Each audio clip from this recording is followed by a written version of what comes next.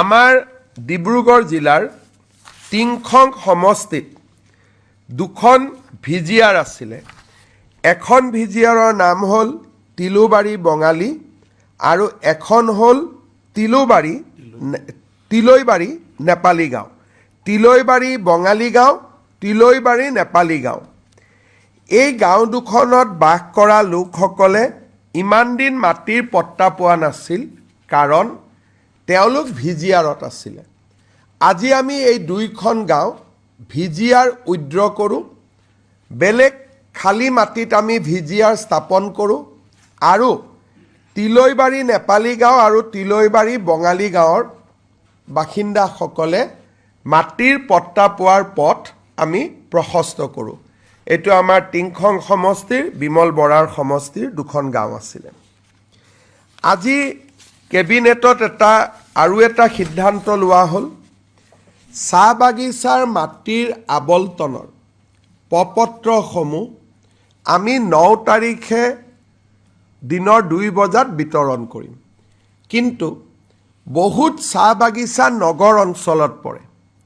যদি নগৰ অঞ্চলত পৰে, প্ৰিমিয়ামটো বহুত টকাৰ হৈ যাব।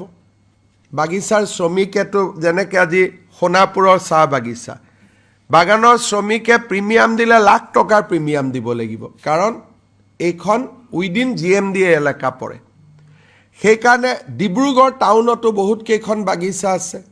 যদি টাউনৰ মাটিৰ প্ৰিমিয়াম হয়, তেতিয়াহ'লে তেওঁলোকে মাটিৰ প্ৰিমিয়াম দিব নোৱাৰিব। গাঁৱত যদি প্ৰিমিয়াম দিব লাগে, 1 বিঘা মাটিত 500 টকা দিব লাগিব। বাগানৰ শ্ৰমিকে হয়তো 500 টকাও দিব নোৱাৰিব। আমি তেওঁলোকক কৈছোঁ যে 5 বছৰৰ ভিতৰত 500 টকা দিলেই হ'ব।